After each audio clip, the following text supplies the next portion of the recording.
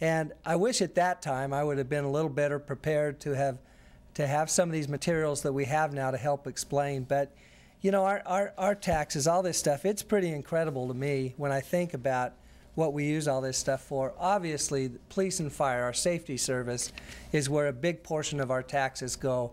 And on our website, I think we have a slide here that we'll show too, but when we talk about that, people think about the officers on the street, and a lot of times they're thinking about traffic officers or different things, but what we're talking about is fighting crime. We're talking about trying to keep drugs off the street. We're talking about trying to deal with gangs, and these are trends that are becoming very concerning for many cities, any urbanized area. That also includes, you know, we think about that, but we don't think about all the data and the working with records and our investigators, our detectives, and our criminal justice and our district court and our jail services. Those are all things that go into that, just the police portion of that alone. You know, again, I've always felt like this $165 is a really good value, but when I start breaking down and understanding, just for example, I take police alone, I'll tell you what, for our family, I know it's a good value to keep us safe and to try to protect us from a lot of the bad element that's out there. So fire services, but I think also we have an ambulance that goes along with that of about $3. So the fire services around $30, a little less than $30 a month is what we're ending up paying for an average household.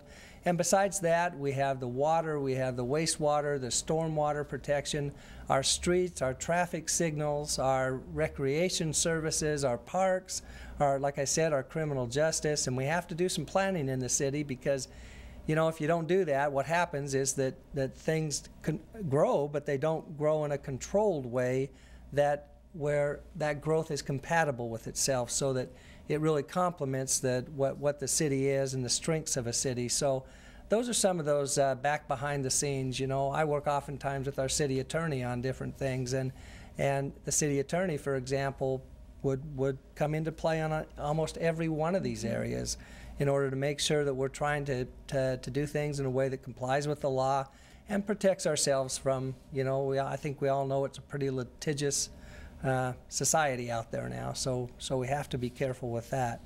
So, you know, Marie, there's just I don't know questions you might have, but there's just a whole bunch of services that we provide for that $165, and we're continually trying to do a couple things. We try to apply a lot of effectiveness measures so that we can really leverage our dollars. One of the things about our services and the cost of services is how expensive our labor portion of that is. It's probably, depending on which pie you try to cut up, it's somewhere between 55% up to 70% of our cost is just for labor alone. So, you know, it's very expensive to try to provide the quality services in each of these areas. Oftentimes people don't consider that a city has a lot of professionals that work for it, but police officers have to be very well trained to do what they're doing. Obviously, you're a CPA. In my previous life with the city, I was a professional engineer, and there's many paralegal and paraprofessional and professional employees. So the costs are very high, right. and we understand that. What we try to do to leverage those costs is to really make good use of technology, buy equipment strategically so that we can really leverage the labor force and those sorts of things. So we're continually doing that. The second thing we're really trying to do now is to, like we're doing today, try to explain some of what's behind our business. I talked earlier about a purpose was to help us explain some of the complexity. And you know, you can imagine with police and fire and all those things that I listed out, how many different services just within each one of those there are. And that's going on 24 hours a day, every day of the year. It has to, in order to provide the services that people have come to expect in our city. So another thing that I think I heard you say too, Bob, is when you were especially talking about police and fire, that the city contracts out for some of their services, like for jail, for dispatch, those type of things where, you know, we don't necessarily have the expertise in-house to do those, and so we partner with our county and other agencies to get the most effective use of the taxpayer dollars. But those dollars are included in here too, if They I are, understand. and that $165 a month pays for all of that. And I'm glad you brought two things up there. Part of it was you used the word partnership, and our city council, which we should have recognized right off the the start here, is as they're who are elected. They're elected officials. The citizens have put them in place to make sure we do things right, and as far as city staff. And one of their priorities is that we partner on a regional basis. And you know, let's take that $58 a month just for police.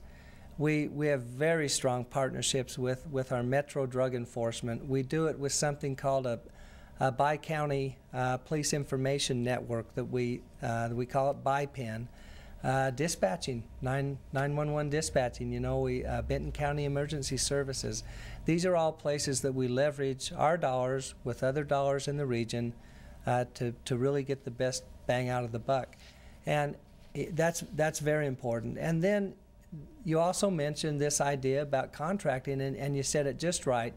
The way I see it is that what we need to do with our staffing that we have full-time every day is the things that we're very good at and that we do repetitively, and then when we can contract, and that just helps the business community too, because oftentimes when we contract, it's with the private side that we do it, and so that helps private business. But we don't want to, we try very hard not to have full-time employees that aren't at very core services. If there's some specialized services, we try to contract all that stuff out. That's great. Well, is there anything else that you would like to add to this before we I think that touches on the day? Everything, Bob. You know, I very much want to thank everybody for listening to this program.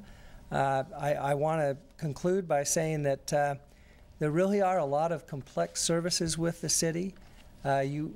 Taxes, I almost said you, but it's really we, are getting tremendous value, I think, through the $165 a month that we pay as an average household. Relatively low cost compared to other cities. We're working very hard to keep it that way. You know, oftentimes we could go in and ask for more money, for more money, but we want to continue trying to do these effectiveness measures, and that's what we're trying to do.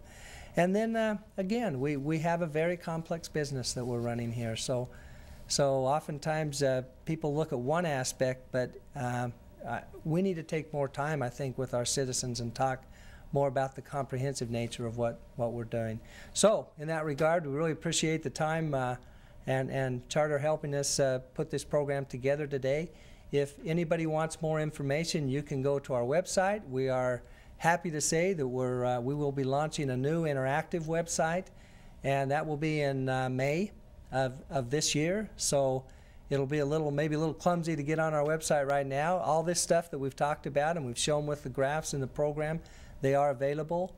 And they'll even be more interactive come May or June of this year. So thank you very much, and thank you, Mary. Thank you, Bob.